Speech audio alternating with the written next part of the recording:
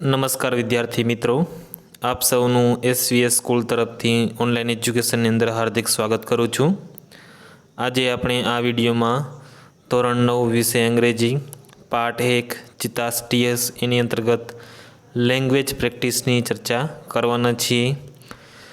વિદ્યાર્થી મિત્રો, દરેક પાઠની પાછળ લેંગ્વેજ પ્રેક્ટિસ આવે છે, ભાષાને લગતી જે આપણને પ્રવૃત્તિઓ કરી છે ખૂબ જ અગત્યની હોય છે અને ખાસ મહત્ત્વની ધ્યાનમાં રાખવાની હોય છે।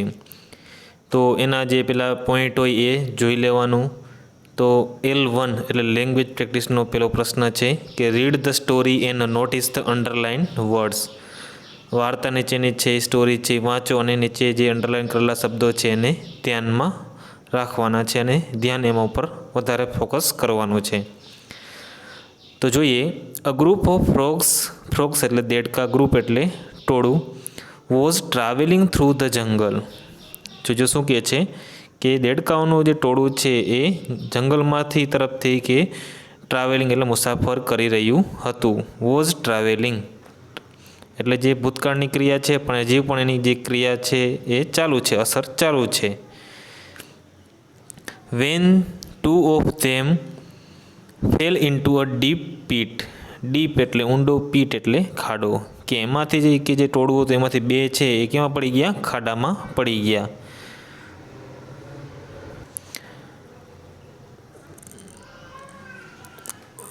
All the other frogs gathered around the pit, ગેધર્ડનો અર્થ થશે ભેગું થવું, એકઠું થવું। બીજા બધા દેડકા હતા શું થઈ ગયા? અરાઉન્ડ એટલે આસપાસ, પીટ એટલે ખાડો, ખાડાની આસપાસ છે બધા દેડકા હતા ભેગા થઈ ગયા। વેન ધે સો, સીનું ભૂતકાળ, જોયું, when they so how deep it was, કે બધાએ જોયું કે કેટલું ઊંડું હતું, ધે ટોલ્ડ, ટેલનું ભૂતકાળ, told the two frogs that, એ લોકોએ બીજા જે બે દેડકાને કીધું કે they were as good as dead, શું કહે છે કે તેઓ કે આમાં કે પડ્યા છે એમાં કે મરી જાય એટલે મૃત્યુ પામી જાય એ જ એના માટે સારું રહેશે, કારણ કે એમાંથી બહાર નીકળવાનો કોઈ ચાન્સ હતો નહીં।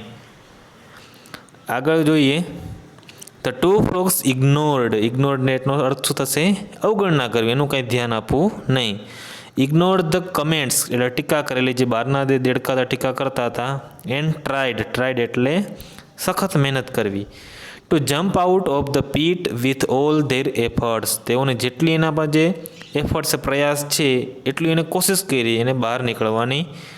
The other frogs kept telling, જ્યારે ઓલા બીજા દેડકાઓ છે એ કહેતા રહ્યા એને, કીપનું ભૂતકાળ, અને જણાવતા રહ્યા તેમ નોટ ટુ ટ્રાય, કે કોશિશ કરો નહીં, પણ આ જે અંદરના બે દેડકા છે માન્યા નહીં, કોઈની પણ વાતનું ધ્યાન આપ્યું નહીં। As they were as good as dead, કે તમે કે આમાં કે મરી જાઓ એ જ તમારા માટે સારું છે, તમને કોઈ બહાર નીકળવાનો કોઈ ચાન્સ છે નહીં। Finally one of the frogs followed what the other frogs were saying, કે બીજા દેડકાઓ છે એનું પાલન કરવા લાગ્યા, તો બીજા દેડકાઓ બહારના શું કહે છે એમાંથી એ સાંભળીને એક દેડકો છે એનું પાલન કરતો રહ્યો। એન્ડ ગેવ અપ, અને તે હાર માની લીધી, ગેવ અપ એટલે હાર માની લેવી। He fell down and died, એ નીચે પડી ગયો અને તે મૃત્યુ પામ્યો। હવે બીજા દેડકાએ તો કાંઈ સાંભળ્યું હતું નહીં, ખાલી એક જ દેડકાએ એની વાત માની હતી। જો અહીંયા આપણે ચિત્રમાં જોઈ શકાય છે કઈ રીતના એ લોકો બહારના દેડકાઓ ના પાડતા હતા અને અંદરના દેડકાઓ પ્રયાસ કરતા હતા। આગળ જોઈએ, the other frog continued to jump, continued એટલે શરૂઆત રાખવી, શરૂ જ રાખવું, જે કોશિશ છે એને ચાલુ રાખવી, પ્રયાસને। To jump as hard as he could, જેટલું કરી શકે તેટલું એ પ્રયાસ કર્યો કે છલાંગ મારવાની, બહાર નીકળવાની કોશિશ એને ચાલુ જ રાખી હતી। Once again the group of frogs યેલ્ડનો અર્થ થશે ચીસ પાડવી, બૂમ પાડવી। એટ હિમ, એની તરફ, to stop the pain and just die, કે ભાઈ તું કોશિશ કરમાં, તું અને આમાં કે કોઈ પણ પ્રકારની કે બહાર નીકળવાની તૈયારી ના કર અને તું આમાં જ કહે છે હમણાં મરી જા, એવા લોકો છે બહારના લોકો એને એવી સલાહ આપે છે।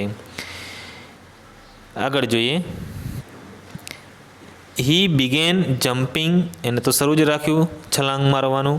Even harder and finally made it out, એકદમ સખત પ્રમાણે એને બહાર આવવાની કોશિશ કરી અને છેવટે તે શું થઈ ગયું? બહાર આવી ગયો। વેન હી ગોટ આઉટ, જ્યારે તે બહાર નીકળી ગયો, ધ અધર ફ્રોગ સેડ, જે બીજા દેડકાઓ કહે છે, ડીડ યુ નોટ હિયર અસ, કે તું અમને સાંભળતો ન હતો. ધ ફ્રોગ એક્સપ્લેન અર્થ થાય સમજાવું, to them that he was deaf. Deaf એટલે શું થશે? બહેરું, કે એ પોતે તો કેવો છે? બહેરો છે. હી થોટ, કે એ તો એવું વિચારતો હતો કે they were encouraging એટલે પ્રોત્સાહન આપવું, him to jump out of the hole all the time. શું કે આ દેડકો તો એવું સમજો, કારણ કે એ કેવો હતો? ડીફ હતો. ડીફ એટલે બહેરો. અને ઓલો જે સાંભળતો હતો એને તો ખબર હતી કે ભાઈ મને આ બધા ના પાડે છે કોશિશ કરવાની, અને કોશિશ બંધ કરી દીધી. જ્યારે બીજો દેડકો હતો એ બહેરો હતો, એટલે એને તો એવું લાગ્યું કે મને તો આ કે પ્રોત્સાહન આપે છે કે જલ્દી છલાંગ માર ને તું બહાર નીકળી જઈશ. એવી રીતના તો આને જે એની મહેનત છે એ છોડી નહીં, અને પોતે છે એ ખાડામાંથી બહાર નીકળી ગયો. તો સરસ મજાની જે આપણે દેડકાઓની જે કહાની સાંભળી. હવે જોઈએ કે એના પછીની કે પ્રવૃત્તિઓ શું છે, એક્સરસાઇઝ શું છે. તો ત્યાં કહેવામાં આવ્યું છે કે use the underline words to answer these question in full sentences. પૂરા વાક્યમાં આપણે જવાબ આપવાનો છે, અને ઓલા જે અંડરલાઇન કરેલા ઉપર આપણે જોયા એને આપણે ખાસ ધ્યાનમાં રાખવાના છે. Encircle that word in the answer, અને આપણે એ વર્ડની આપણે સામે શું કરવાનું? માથે સર્કલ કરવાનું છે, રાઉન્ડ ગોળ કરવાનું છે. જેમ કે એક્ઝામ્પલ આપણા માટે કરી આપ્યું છે કે did two frogs fall into the pit, કે શું બે દેડકા ખાડામાં પડી ગયા હતા? તો કે હા, પડી ગયા હતા ને. તો જવાબ કે yes, two frogs fell into the pit.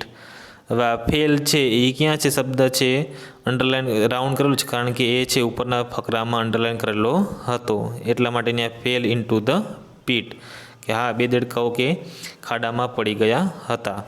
તો આવી રીતે નેક્સ્ટ આપણે જોઈએ કે did both the frogs try to jump out, કે બંને દેડકાઓ શું બહાર નીકળવાની કોશિશ કરતા હતા? તો કે હા, કરતા હતા. તો જવાબ આપણે ફૂલ વાક્યમાં લખવાનો છે, તો હું બોલું તેમ લખી નાખો કે yes, the other frogs keep telling the two frogs not to, sorry ત્રીજાનું થઈ ગયું, બીજાનું છે કે did both the frogs try to jump out. તો કે હા, yes, both the frogs tried to jump out. હા, બંને દેડકાઓ છે એ બહાર નીકળવાની કોશિશ કરતા હતા. તો આમાં શબ્દ છે અહીં અંડરલાઇન કરેલું છે ટ્રાય, પણ એનો જે આપણે જોઈએ ઉપરના ફકરામાં તો શું આપેલું છે? ભૂતકાળનું રૂપ, ટ્રાઈડ, TRIED. તો ત્યાં તમારે આ સેન્ટેન્સ લખીને એના ઉપર ગોળ રાઉન્ડ કરવાનું છે. એ રીતના ત્રીજું છે did the other frogs keep the two frogs telling not to cry. શું કહે છે કે બીજા દેડકાઓ છે, ડીડ ધ અધર ફ્રોગ્સ એટલે બીજા દેડકાઓ જે બારે હતા, keep the two frogs telling not to try, કે ના પાડતા હતા કે ભાઈ કોશિશ કરો ને, એવું કહેતા હતા? તો કે હા, એવું તો કહેતા હતા. તો જવાબ લખો yes, the other frogs kept. અહીંયા કીપનું શું આપેલું છે? ભૂતકાળ આવશે, કેપ્ટ, KEPT. તો કેપ્ટ માથે સર્કલ કરો. Kept telling the two frogs not to try, TRY, try એટલે પ્રયત્ન કરવો, કે હા તેઓ બહારના દેડકાઓ કહેતા કે કોશિશ કરો નહીં. તો ટ્રાય જે કેપ્ટ છે ને ત્યાં તમારે માથે રાઉન્ડ કરવાનું છે. એવી રીતના ચોથું જોઈએ did the second frog stop jumping. ને બીજા દેડકાનું કહે છે કે શું કે એને કે બીજા દેડકાએ કે જમ્પ કરવાનું સ્ટોપ કરી દીધું હતું, બંધ કરી દીધું હતું? તો કે ના, નહોતું કર્યું, કારણ કે એ તો કન્ટિન્યુઅસ છે, છલાંગ મારતો હતો. તો જવાબ આપવાનો no, the second frog did not stop. શું લખવાનું? No, the second frog did not stop jumping. અથવા તો આપણે ડીડ નોટ સ્ટોપ છે એની જગ્યાએ લખો કન્ટિન્યુડ. શું લખવાનું છે? No, the second frog continued to jump. આવી રીતના પણ તમે જવાબ લખી શકો, કારણ કન્ટિન્યુડ છે બેટર રહેશે, કારણ કે ફકરામાં આપેલું છે. એવી રીતના પાંચમું જોઈએ did the second frog listen to what other frog said. બીજા દેડકાએ કે સાંભળ્યું હતું કે બીજા દેડકાઓ બહારના શું કહે છે? કારણ કે એ તો બેરો હતો એટલે સાંભળ્યું હતું નહીં. તો જવાબ આવશે no, the second frog did not listen to what the other frogs said. ફરીથી બોલું છું. No, the second frog did not listen to what the other frogs said. કારણ કે બીજા દેડકાઓ કાંઈ શું કહે છે એ આ બીજા નંબરના દેડકાએ કાંઈ સાંભળ્યું હતું નહીં. એ રીતના લાસ્ટ પાંચમું છે. Did the second frog explain what he was deaf. હે તો શું કહે છે કે હા એને એક્સપ્લેનનો અર્થ થાય સમજાવવું. તો કે હા એને સમજાવ્યું હતું. કે લખવાનો જવાબ yes the second frog explained, પાછળ ઈડી આવશે, ધેટ હી વોઝ ડીપ, કે પોતે કેવો હતો, બહેરો હતો, એવું એને સમજાવ્યું હતું. તો આ હું આશા રાખું તમને આ જે પાર્ટ છે એ તમને પ્રશ્ન છે અને જવાબ આવડી ગયા હશે અને લખાઈ ગયા હશે. તમારે નોટ ડાઉન નોટબુકમાં કરી નાખવાના છે. આગળ વધીએ આપણે. L2 વર્ક ઇન પેર્સ, જૂથમાં કામ કરવાનું છે. And complete this dialogues using. હવે આપણે અહીં કણે આ શબ્દ આપેલા છે કે વોઝનો પ્રયોગ કરો તો વોઝન્ટ, વોઝ નોટ નકારાત્મક છે. વેરનો પ્રયોગ કરો તો વેરેન્ટ. બેનો તફાવત જાણી લઈએ કે વોઝ છે એ એકવચન માટે વપરાય છે અને વેર છે એ બહુવચન માટે વપરાય છે. અને બાકી છે વોઝન્ટ એટલે નકારાત્મક થાય ને વેરેન્ટ એટલે પણ એનું નકારાત્મક છે.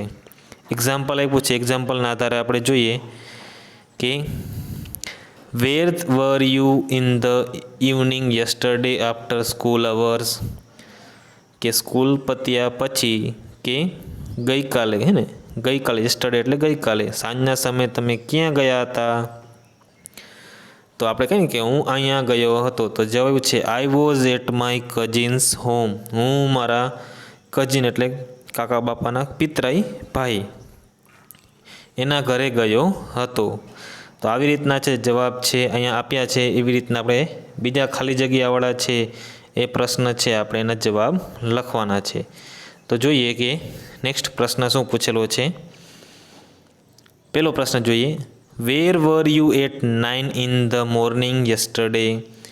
ગઈકાલે સવારે 9 વાગે તું ક્યાં ગયો હતો.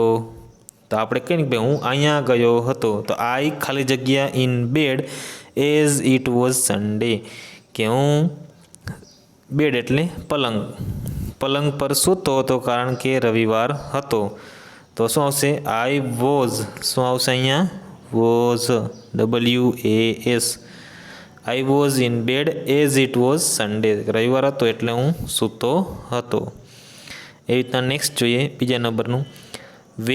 વર યુ, જો વર છે બહુવચન માટે છે એટલે યુ છે એટલે વર આવ્યું. વર you present in the class yesterday. ગઈકાલે તું વર્ગમાં હાજર હતો. તો શું કહે છે કે યસ આઈ. હવે આઈનો પ્રયોગ થયો તો આઈ જોડે શું આવશે આઈ વોઝ. અહીંયા તો યુ હતું એટલે વર આવ્યું, અહીંયા આવશે વોઝ, કે હા હું હાજર હતો. એ રીતના ત્રીજું છે ખાલી જગ્યા Sardar Patel the first prime minister of India. પાછળ પ્રશ્નાર્થ ચિહ્ન છે. તો પ્રશ્નાર્થ ચિહ્નનો અર્થ આપણે કહીએ કે શું સરદાર પટેલ છે પહેલાં પ્રાઇમ મિનિસ્ટર એટલે કે પ્રધાનમંત્રી હતા. તો શુંથી કરી તો શું આવશે હતા. તો આપણે શું કહીશું વોઝ. અહીંયા શું આવશે was. Was Sardar Patel the first prime minister of India. તો કે ના તેઓ નહોતા. તો શું હતું આવશે નો. હી પછી શું આવશે હી વોઝન્ટ. શું આવશે અહીંયા wasn't, WASNT. No he wasn't, તેઓ હતા નહીં. તો કોણ હતું. તો કે આપણે ખબર છે જવાહરલાલ નહેરુ હતું. તો અહીંયા આવશે it was. It was Jawaharlal Nehru. તેઓ જવાહરલાલ નહેરુ હતા. એવી રીતના આગળ જોઈએ. ચોથું ખાલી જગ્યા Yuvraj Singh a part of Indian cricket team during the World Cup 2015. પ્રશ્નાર્થ છે કે શું યુવરાજ સિંહ છે એ 2015ના વર્લ્ડ કપમાં ભારતીય ક્રિકેટ ટીમમાં ભાગ લીધેલો હતો. તો આપણે કહી શકાય. તો અહીં યુવરાજ સિંહ છે એક વચન છે. તો પ્રશ્નાર્થમાં શું આવશે અહીંયા વોઝ, WAS. તો એ તો 2015ના વર્લ્ડ કપમાં ન હતો. તો શું આવશે નો હી વોઝન્ટ. શું આવશે અહીંયા? વોઝનું વોઝ લખી નાખવાનું, વોઝ એન એપેસ્ટોપી ટી.